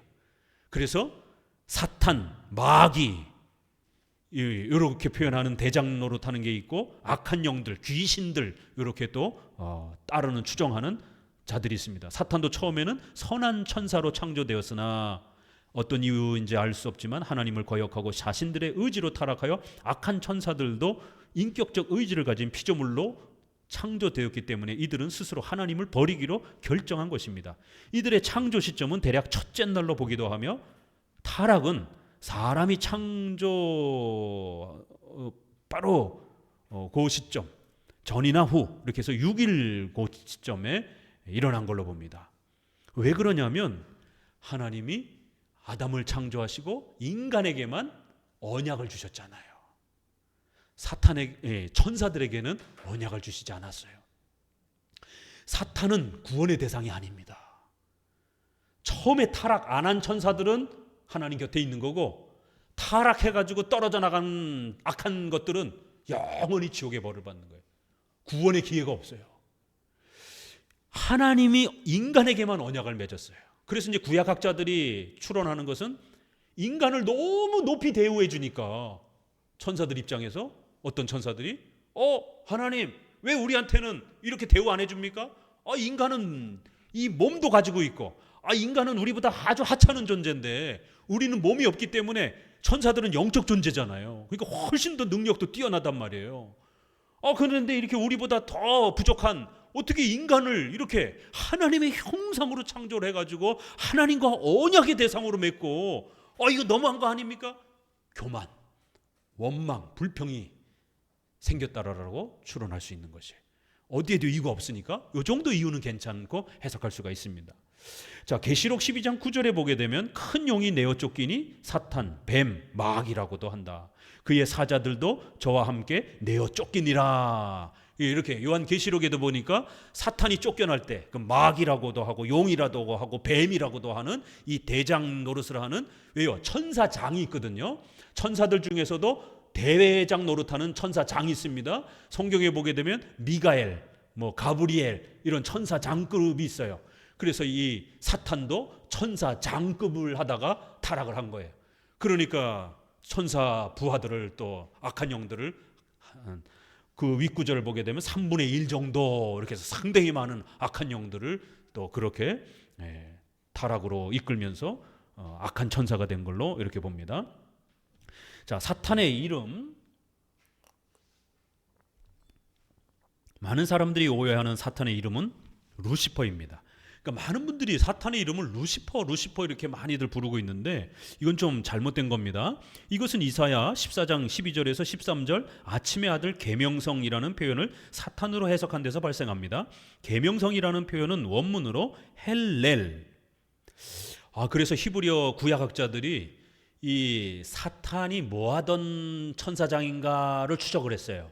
할렐루야 그러잖아요. 이 계명성이라고 하는 이 단어가 헬렐이에요. 그러니까 할렐루야랑 거의 음원이 비슷합니다. 아마 찬양을 담당하던 그러한 천사장이지 않겠는가라고 이렇게 해석해내기도 합니다. 이 헬렐이라는 단어인데 이게 금성, 샛별이라는 의미로 가나안 신화에 나오는 한 신이기도 하고, 라틴어로 번역하면 루시퍼, 라틴어는 루키페르예요. 이게 영어 번역으로 루시퍼예요. 영어 발음으로는 루시퍼. 라틴어는 좀 세게 발음해서 루키페르. 이렇게 이 흰별, 화이트 스타, 빛을 나르는 자, 이렇게 우리가 새벽에 떠오르는 아주 가장 밝은 별 있잖아요. 그 샛별이라고 그러는 겁니다. 그래서 아주 밝은 그 빛을 발하는, 그래서 이걸 계명성이라고도 이렇게 표현을 하고, 그래서 영어에서는 화이트 스타라고도 번역을 하고, 그냥 라틴어 번역을 그냥 루키페르를 그냥 루시퍼라고 번역을 하는 거예요. 왜? 이 빛의 이 밝기를 룩스 이러잖아요. 이 어원이 룩스가 빛이에요. 왜 우리가 배 타고 갈 때 카페리오 타고 가잖아요. 페리 이러면은 나르다 이런 뜻이에요. 그러니까 빛을 나르다라는 단어가 합쳐져 가지고 룩스와 페르가 붙여져 가지고 이렇게 계명성, 샛별 이거를 이렇게 표현해 준 겁니다. 번역을. 그러니까 이거는 번역적 표현이지 루시퍼 자체 이 이름이 사탄의 이름 자체는 아닌 겁니다. 요 문장이 사탄을 뜻하는 그런 중요한 해석으로 해석되어지는 이제 본문이긴 한데, 번역이 되면서 이제 루시퍼라고 하는 이름이 나와서 이제 루시퍼 이렇게 많이 부르는데, 성경은 사탄의 이름이 굉장히 많아요. 대항자, 또 속이는 자, 권세 잡은 자, 사악한 자, 이 세상 신, 바알세봇, 아바돈, 옛뱀, 큰용, 마귀, 이렇게 다양하지 루시퍼라는 이 명사만 이렇게 고집하면 안 됩니다. 자, 사탄의 능력과 최후, 사탄은 결코 가벼운 존재가 아닙니다. 욥기서 1장에서 드러나는 것처럼 사람의 생명을 해치고 온갖 재앙을 일으킵니다. 거짓말하는 영으로 아합을 죽음으로 몰아갔습니다. 귀신 들린 자가 자기 몸을 상하게 하며 2,000마리 돼지떼를 몰살시키기도 하며 각종 탐욕과 살인과 간음을 일으키기도 합니다. 우는 사자처럼 사람을 삼키려고 합니다. 무엇보다도 창세기 3장 15절에서 가르치는 것처럼 하나님의 역사를 끊임없이 방해하고 교회를 파괴하며 인간의 구원을 방해하는 자입니다. 사탄의 능력은 영적인 존재이기 때문에 인간보다는 높지만 여호와께서 사탄에게 이르시되 내가 그를 내 손에 붙이니라. 신약에서는 귀신들이 예수께 간구하여, 그래서 짐승 2,000마리에게로 들어가 달라고 허락을 해준 요청을 해서 예수님이 허락해 준 거예요. 예수님이 허락하지 않았으면 절대로 짐승 떼에게도 들어가지 못하는 거예요. 악한 영들이 깜짝 놀랐잖아요. 예수님이 나타나니까. 우리가 아직 멸할 때가 아닌데 벌써 우리를 멸하려고 오셨습니까? 제발 살려주세요 하고 싹싹 빌잖아요. 저 돼지떼에게 잠시 우리가 피신해서 있게 해주세요. 아직은 종말의 때가 아니니까 우리를 좀 멸하지 마세요. 부탁을 하잖아요. 예수님께 쩔쩔매잖아요. 그냥. 그러니까 예수님이 좋다. 그럼 아직 최후의 심판 때는 아니니까 그러면 돼지떼에게 가 있어라. 그러니까 돼지떼에게 들어가니까 갑자기 멀쩡하던 돼지떼 2,000마리가 그냥 와다다다닥 그냥 호숫바에 빠져 죽은 겁니다. 그 누구 때문에요? 그 귀신 들린 사람 한 사람 예수님이 구하려고. 그래서 그 영혼이 예수님을 믿게 되잖아요. 한 영혼이 천하보다 귀하다라고 하는. 요즘에 돼지값 한 마리 얼마나 해요? 한 200마리 200만 원 하면 200만 원에다가 공세계 붙여보세요. 얼마예요? 2억? 20억? 200억인가? 네. 이런 정도의 금액이 나오는 겁니다. 예수님이 허락해 주셨야만이 귀신들도 움직이는 겁니다. 또한 그의 최후는 저희를 미혹하는 마귀가 불과 유황과 못에 던지우니 거기는 짐승과 거짓 선지자도 있어 세세토록 밤낮 괴로움을 받으리라.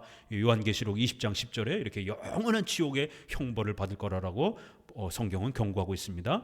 자, 노아의 홍수, 이것도 아주 굉장히 중요합니다. 성경은 전 세계 홍수가 임했다는 전체적 홍수설을 강력히 주장합니다. 그러나 자유주의자들은 지질학과 자들과 생물학자들의 입장과 연결시키기 위해서 노아의 홍수를 부분적 홍수설로 설명합니다. 이스라엘이 살았던 가나안 땅 거기만 홍수가 일어났다라는 거예요. 그러나 우리 보수적인 성경적 입장은 전 세계가 홍수로 뒤덮였다라고 이렇게 해석을 합니다. 이 자유주의자들은 어떻게 해서든지 성경에서의 그 하나님의 위대한 기적을 축소시키려고 그러는 겁니다. 예수님이 베드로를 만나는 장면에서 바닷가를 막 걸으시고 막 그러잖아요. 그것도 뭐라고 그러냐면 베드로가 바다 위를 걷고 예수님이 막 그 갈릴리 호숫가를 그 무리를 건너오시고 그러는 거를 안개가 많이 꼈던 아침에 이렇게 아지랭이가 이렇게 막 껴가지고 해변을 이렇게 걸으니까 물과 이게 겹쳐 보여가지고 아지랭이가 아른아른 거리는 것처럼 그렇게 해변에 안개가 많이 낀 그 상태를 표현한 것이지, 예수님이 베드로가 무리를 진짜로 걸은 건 아니다. 무리를 어떻게 걷냐 이렇게 해석을 합니다. 실제로 이렇게 목사님들 중에 해석하는 분들이 있습니다. 이 자유주의자들입니다. 우리는 실제로 예수님이 베드로가 또 무리를 걸은 것으로 이렇게 기적으로 해석합니다. 자, 성경적 증거를 보면 창세기 7장 19절에서 20절 보게 되면 천하에 홍수가 온다라는 거예요. 천하라고 이렇게 해서 단어가 있습니다. 대홍수로 인해 가장 높은 산들도 다 물로 덮였다고 기록되어 있습니다. 이러한 사실은 물이 땅에서 150일을 감한 후에 방주가 머문 아라랏산 높이가 5,000m 일이었다는 사실에서 증명됩니다. 지금 에베레스트산이 8,000m 이렇게 된다고 하잖아요. 그러니까 5,000m 이상 이렇게 물이 찼던 겁니다. 뿐만 아니라 하나님께서는 직접 홍수를 땅에 일으켜 무릇 생명의 기식 있는 육체를 천하에서 멸절하리라. 이렇게 온 천하라라고 성경이 분명히 말하는데, 아니 이스라엘 땅은요 강원도 땅만큼밖에 안 돼요. 그럼 성경에 숨쉬는 육체를 요만큼 땅에서만 멸하리라 이렇게 해야죠. 아니 그 강원도 땅밖에 안 되는 요만큼 땅을 멸하면서 천하를 멸한다, 이렇게 말이 안 되잖아요. 이게 분명히 성경은 천하 온 세상을 있는 육체를 멸했다. 땅 위에 움직이는 생물이 다 죽었다. 요만큼만 죽었다 이렇게 안 하고 다 죽었다 이렇게 표현합니다. 7장 3절에 그 씨를 온 지면에서 이렇게 유전하기 위해서 배를 만들어라, 이런 표현들. 또 9장 15절에 다시는 이런 홍수가 없을 것이라 라고 이제 이렇게 또 약속하고 있어요. 만약 홍수가 부분적이었다면 이 약속이 이상하잖아요. 그렇죠? 왜냐하면 오늘날도 부분적 홍수는 얼마든지 있거든요. 아니 강원도 땅보다도 더 넓은 지역에 홍수가 일어나가지고 동남아에 막 난리가 나고 쓰나미 나가지고 얼마나 큰 피해를 입습니까? 말이 안 되는 거예요. 다시는 이런 홍수가 없을 것이다 라고 이렇게 성경이 약속하고 있는데, 만약 부분적 홍수라면 지금 계속 막 이렇게 반복적으로 홍수가 일어나면 하나님이 약속 안 지킨 게 되잖아요. 그러니까 이런 구절 하나하나. 또 신약에서도 베드로, 바울, 예수님도 이렇게 홍수가 나서 저희를 다 멸했다, 이렇게 전 세계가 멸망된 걸로, 아니 예수님도 신약에서 이렇게 말한다라는 겁니다. 자, 성경의 증거 외에 이러한 지질학적 증거도 보게 되면 사막이라든가 이런데 소금 호수가 있고, 이렇게 그 큰 또 이러한 소금 땅들이 이렇게 존재하고, 이 바닷물이 침범한 이런 여러 흔적들이 세계에 이렇게 곳곳에 있기도 합니다. 자, 방주 좀 또 한번 더 봅시다. 방주의 이 크기 능력. 노아의 홍수의 실제성을 부정하는 학자들은 다음으로 노아의 홍수 때 과연 모든 동물이 다 방주에 수용될 수 있는가 하는 질문을 제기합니다. 오늘날 살고 있는 포유류는 3,500종, 뭐 이렇게 해서 35,000마리의 수를 다 실을 수 있는가 하고 문제 제기를 합니다. 이거를 아주 또 깊이 파헤친 1609년에 얀센이라고 하는 학자가 이걸 또 계산을 해가지고 그는 성경에 명시된 방주의 모양과 크기대로 그와 똑같은 배를 건조했는데 그 크기가 높이 14m, 폭 23m, 길이 140m 정도, 배수량 2만 톤, 용적 약 14,000톤 크기로 밝혀졌습니다. 이게 어느 정도냐면요, 엔터프라이즈 큰 그 미국의 항공모함 있잖아요. 그 항공모함이 길이가 300m예요. 배수량이 10만 톤이에요. 거기에 비하면 경항공모함이라고 해 헬리콥터 싣고 그러는 항공모함 있잖아요. 우리나라에서 만든다는 항공모함이 딱 방주 정도 크기입니다. 그 정도 생각하시면 돼요. 중항공모함 정도 크기예요. 여기에는 대략 12만 5,280마리 정도를 실을 수 있다라는 계산까지 또 이렇게 또 수학적으로 계산해 본 분도 있어요. 그래서 3배 이상을 실을 수 있는 그런 용량이다라고 해서 이렇게 기본적으로 보존시키는 생물들, 그 다음에 나머지는 노아의 또 식량 이런 부분들 이렇게 해서 충분히 방주 안에 보존될 수 있다. 자, 그리고 이제 창세기에서 또 가장 어려운 해석 중에 하나가요. 창세기 38장 이 유다 시아버지와 다말의 이 동침 사건, 이게 성경에서 가장 해석하기 어려운 본문 중에 하나입니다. 그래서 자유주의자들은 이 성경 본문을 청소년이라든가 애들한테 오늘날에 이거를 설교를 할 수 없으니까 이거는 고대 근동에 이상한 소설이 이렇게 짜집기 돼 갖고 들어온 거다, 이건 성경이 아니다 이러면서 이걸 빼버립니다. 그러나 우리는 성경 66권에서 창세기에서 이 38장도 무한 하나님의 말씀으로 우리는 고백하는 겁니다. 자, 그럼 이거 어떻게 해석해야 됩니까? 시아버지와 며느리가 동침을 했어요. 근데 이걸 죄악으로 책망하지 않고 훌륭하다라고, 잘했다라고 다말이 칭찬을 받고 복을 받습니다. 38장 26절에 시아버지가 다말을 향해서 너가 옳도다 이렇게 칭찬을 하는 거예요. 첫째 엘이 다말과 결혼을 했는데 빨리 죽었어요. 오난이 둘째가 이스라엘의 결혼 법칙에는 형이 아들이 없이 죽으면 형수를 취해서 동생이 아들을 낳아줘야 됩니다. 가문을 이어줘야 됩니다. 그런데 창세기 38장 8절 9절 보니까 이 오난이 형수를 취해서 이렇게 동침을 하다가 자기 씨가 될 것 같지 않다 보니까 땅에다가 사정을 했더라 이렇게 돼 있는 거예요. 그러니까 하나님이 화가 나가지고 오난을 즉석에서 죽여버렸어요. 이거 오늘날로 말하면 근친 이 간음에 대한 문제가 발생이 되잖아요. 중혼에 대한 문제도 그렇고. 그러니까 오늘날 우리의 윤리적 관점으로는 이거를 들여다볼 수는 없습니다. 성경에는 이렇게 기적이라든가 어떤 사건이 우리에게 본받는 그런 방식으로 주는 그런 사건이 아닌 것들도 있어요. 아주 특수하고 단회적인 독특한 사건입니다. 그건 바로 기독교의 근본 교리, 예수 그리스도와 관련된 중요한 근본 원리를 가르치기 위해서 비유적으로 또 어떤 사건으로 단회적으로 가르치는 겁니다. 아브라함이 그 아들 이삭을 죽이는 사건, 유일한 아들, 사랑하는 아들, 독자 이렇게 표현하면서 그 아들을 죽인 겁니다. 그리고 그 아들이 다시 살아난 거예요. 그리고 그 아들 대신에 양을 희생제물로 바쳤습니다. 대신 희생제물로 바쳐지다. 아들이 독생자가 죽다. 뭔가 나오죠? 예수 그리스도, 하나님의 영원한 아들, 독생자, 그 외아들, 그분이 우리를 대신하여 죽으시다. 바로 자기 자식을 죽이라고 하는 성경의 유일한 이 명령은 절대로 성도들이 따르면 안 됩니다.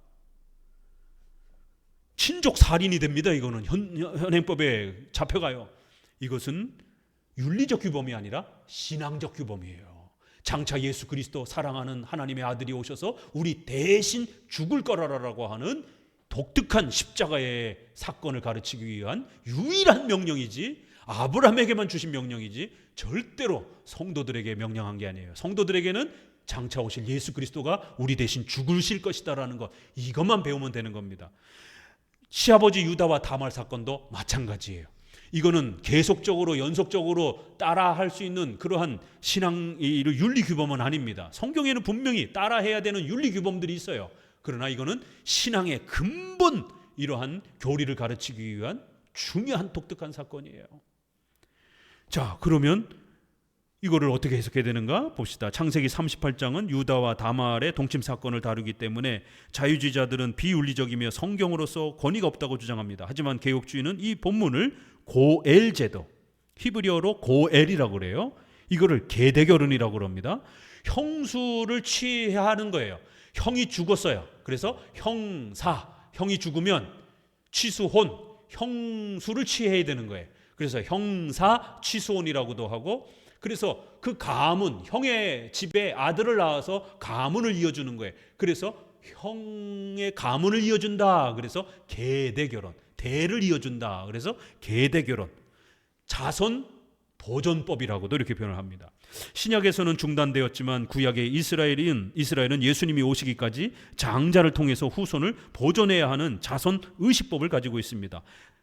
자, 예수님은 여자의 후손으로 오신다고 그랬어요. 그래서 아브라함에게 자손을 주시겠다고 약속했어요. 그래서 유다와 또 다윗은 자손이 온다고 또 이렇게 계속 강조합니다. 야곱의 12아들이 태어나면서 이 12아들 중에 어느 가문으로 예수님이 오실지 모르는 거예요. 아직은. 나중에 가니까 유다 가문을 통해서 오는 거예요. 창세기 한 50장 가니까. 그러니까 이스라엘 백성들은 아직 정확하게 어느 가문을 통해서 예수님이 오시는지, 여자의 후손이 그 아브라함을 통해서 약속한 자손이 오는지 모르니까 어떻게 해야 돼요? 반드시 자손을 낳아줘야 되는 거예요. 인간의 후손, 인간의 몸을 가지고 하나님이 오신다고 했기 때문에 자손이 끊기면 안 되는 거예요. 아브라함에게 약속했던 자손은 장차 오실 예수 그리스도를 약속한 거기 때문에 이스라엘 백성 여성들은 특별히 이스라엘의 집에 아이를 낳으면서 그 자손을 보면서 아브라함에게 약속했던 자손, 창세기 3장 15절에 약속했던 여자의 후손, 장차 오실 우리 인간의 몸으로 오실 갈라디아에서 있는 것처럼 오직 그 한 분을 가르쳐 후손이라 했다. 바로 예수 그리스도다. 때가 참에 여자의 마리아의 태의 몸에 인간의 몸으로 오신 예수 그리스도를 이렇게 남자 아이를 기다리는 소망을 가지고 장차 오실 예수님을 기다렸던 겁니다. 그래서 반드시 이스라엘 여성들은 아들을 낳아야 되는 거예요. 그러니까 우리나라는 제사법을 얻어먹기 위해서 여성들이 집에 시집가서 아들을 낳아야 되지만 이스라엘 여성들은 뭐예요? 장차 오실 예수 그리스도를 소망하기 위해서 그때는 그게 신앙의 수단이었기 때문에 반드시 아들을 낳아야 되는 겁니다. 아들을 못 낳으면 도련님을, 삼촌을 취해서라도 그 집안에 아들을 낳아줘야 되는 거예요. 그래서 이건 아주 특수한 결혼이지 보편적인 성경의 이러한 우리 신앙윤리의 결혼법이 아닙니다. 이건 장차 오실 예수 그리스도를 낳아줘야 되기 때문에, 그 후손이 단절되면 중보자가 끊어지기 때문에 그런 목적으로 주신 겁니다. 구약의 신앙적이고 의식법적인 행위인 것입니다. 이 사건의 신실성에 대해서 룻기서도 같은 고엘 제도를 언급합니다. 룻기서도 해석하기 어렵죠. 룻기서는 나이 많은 아버지 뻘 되는, 할아버지 뻘 되는 보아스와 젊디 젊은 과부인 룻이 결혼하는 거예요. 아니, 이런 결혼을 시키는 시어머니 나오미도 이상하고, 그런 결혼을 성큼 받아들이는 할아버지가 다 돼가지고 주책맞게 젊지 젊은 과부를 취하는 롯도 이상한 거, 보아스도 이상한 거고, 젊은 청년한테 시집을 안 가고 그 할아버지 같은 아버지 뻘 되는 이 이스라엘 남자한테 시집을 가려고 하는 룻도 이상하고, 우리 관점에서 보면 이상한 거예요. 그러나 이거는 이스라엘 집안 사람과 결혼을 해야 되는 겁니다. 집안 사람을 찾으니까 다 죽은 거예요. 나오미 집안이. 그래서 찾고 찾으니까 그나마 가까운 사람이 보아스였던 겁니다. 그래서 나오미가 벌떡 뜻같이 깨달은 거예요. 너 누구 집에서 이렇게 곡식을 많이 가져왔느냐 했더니 그 이름이 보아스라고 하던데요. 옳거니 보아스는 우리의 가까운 친족이다. 그래서 자기 직계 형제가 없으면 그 다음엔 어떻게 해요? 사촌, 팔촌까지 찾아야 되는 겁니다. 아들이 없으면, 남자가 없으면 계속 찾아야 되는 거예요. 그래서 룻기서에서는 가까운 친촉 이 단어가 나오는 거예요. 기업 물을 자, 나 대신 책임을 다할 자, 나 대신 해줄 자. 무슨 뜻인지 나오죠? 우리 대신 값을 치를 자. 그래서 보아스가 나오미 집안에 모든 빚도 갚아주고 재산도 보존해주고 자식도 낳아주고 나오미 집안의 모든 것을 다 대신 짊어진 겁니다. 그래서 보아스보다 더 가까운 젊은 친족이 있었어요. 그래서 젊디 젊은 과부가 자기한테 오겠다라니까 옳거니 내가 하겠습니다 했더니 재산을 떼어줘야 된다라는 거예요. 빚을 갚아줘야 된다라는 거예요. 그러니까 자기 재산이 축날 것 같아서 나 감당 안 하겠습니다. 나 포기하겠습니다. 그러니까 그 다음이 보아스 차례가 된 겁니다. 이렇게 나오미 집안의 엄청난 빚과 고난과 자손이 없는 이 모든 고통을 대신 다 갚아줘야 되는 거예요. 기업을 만들어줘야 되는 거예요. 대신 책임을 져줘야 되는 거예요.